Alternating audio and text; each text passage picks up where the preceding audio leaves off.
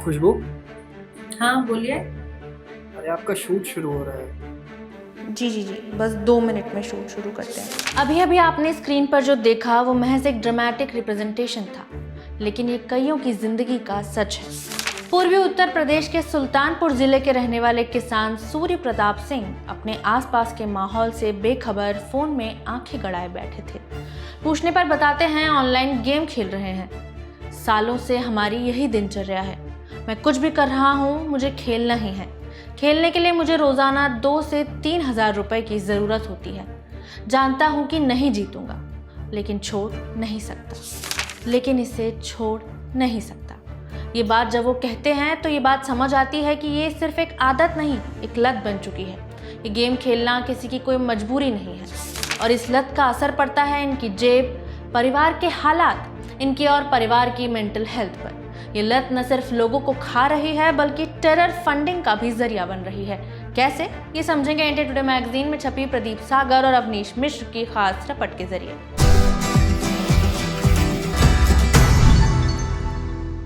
नमस्ते, मेरा नाम खुशबू है और आप देख रहे हैं इंडिया टुडे हिंदी।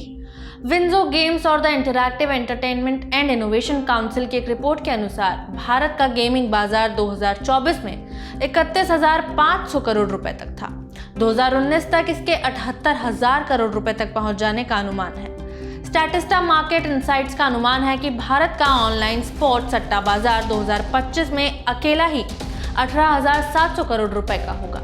पूरी दुनिया के गेमिंग यूजर्स में भारत का हिस्सा 20% से ज्यादा है और गेमिंग ऐप्स के करीब 8.6 अरब डाउनलोड्स हैं। भारत इस इंडस्ट्री के रेवेन्यू में 86% की हिस्सेदारी रखता है।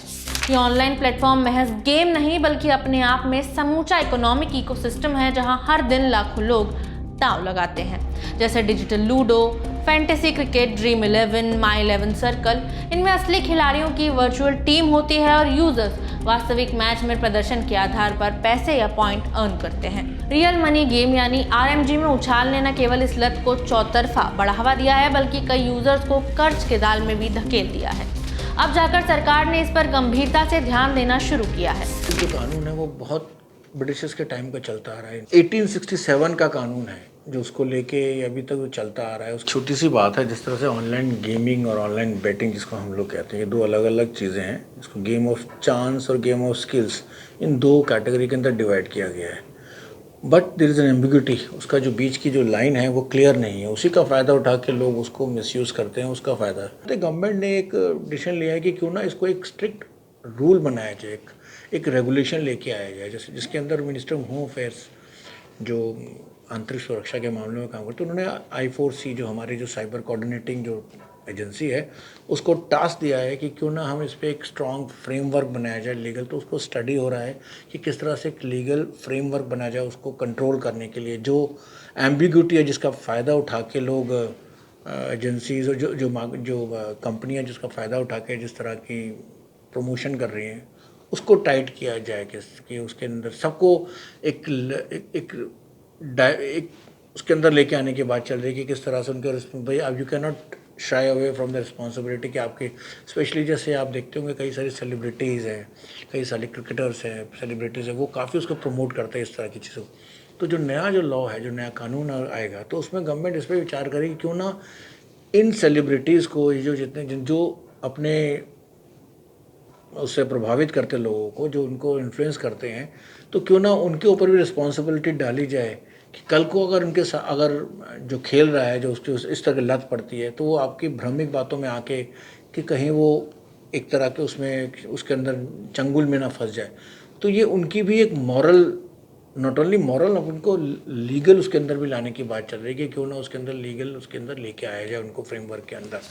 ग्लोबल कंसल्टेंसी फर्म KPMG का 2022 के एक अध्ययन में ये बात साबित होती दिखती है। इससे पता चला कि भारत में 18 से 25 साल की उम्र के 40% एडल्ट इस प्रचार से प्रभावित हुए हैं। इस तरह के गेम लोगों में एक दिन अपनी किस्मत बदलने की उम्मीद जगाते हैं।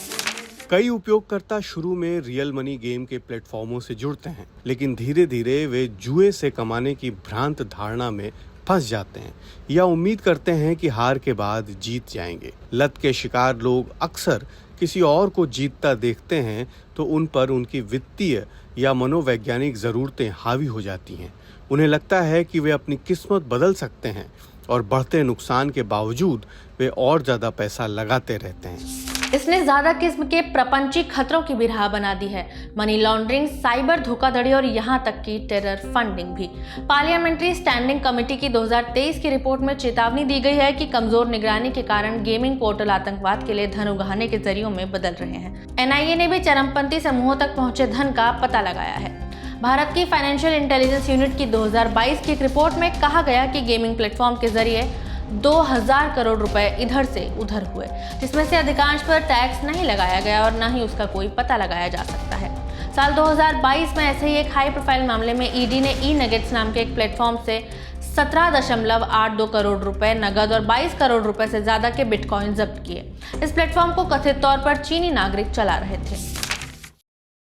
विदेशों से नियंत्रित ऐप, खासकर चीन के ऐप, राष्ट्रीय सुरक्षा की चिंता बढ़ाते हैं, क्योंकि निगरानी नेटवर्क और डेटा से कमाई करने वालों से उनके संभावित संबंध होते हैं। भारत में जैसे जैसे ऑनलाइन गेमिंग और सट्टेबाजी के प्लेटफॉर्म बढ़ रहे हैं, उनके साथ ही वित्तीय धोखाधड़ी, डेटा चोरी और फिशिंग स्कैम के जोखिम भी बढ़ रहे हैं। ये प्लेटफॉर्म जिस क्षेत्राधिकार वाले ग्रे जोन में काम करते हैं, उससे समस्या और बढ़ जाती है। इसमें कई सारी चीजें सरकार का कहना है कि उन्होंने किया है। इसमें मतलब बहुत सारे लोग मतलब इस बारे में काफी डिबेट हो सकती है कि कितना ज्यादा उसको लाभ मिला है या नहीं मिला है। लेकिन जहां तक अगर स्टेप्स की बात करें तो फॉर एग्जांपल मैती ने जो इंफॉर्मेशन टेक्नोलॉजी के जो रूल्स है उसको अप्रैल 2023 में उसको चेंज किया, और अभी नए रूल्स में जो है ग्रीवेंस रिड्रेसल प्रोसीजर आया, KYC प्रोसीजर की बात करी गई है, एज वेरिफिकेशन जो रियल मनी गेम्स है उसके लिए मैंडेटरी किया गया है। और गवर्नमेंट का ऐसा कहना है, इवन लोकसभा में भी मिनिस्टर ने बताया था वहां पर कि जो है 1000 से ज्यादा इस तरह के एप्स जो इलीगल वर्क कर रहे थे उनको हटाया गया है या फिर रेस्ट्रिक्ट किया गया है।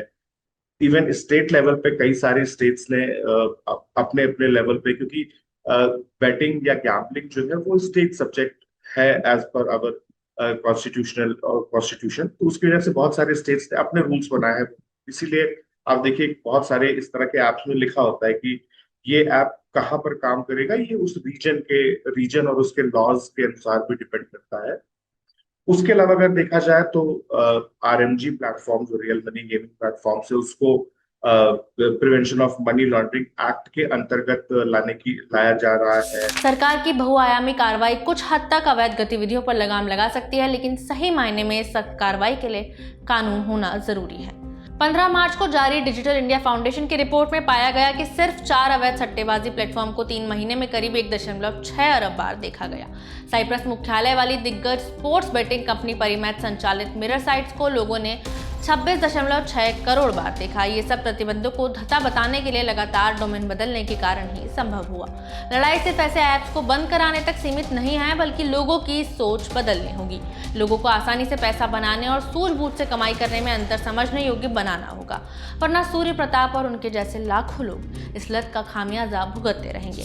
इस तरह के गेम और सट्टेबाजी पर आपकी कोई राय हो या इससे जुड़ा कोई एक्सपीरियंस आप हमसे कमेंट बॉक्स में शेयर कर सकते हैं। वीडियो में इतना ही, शुक्रिया।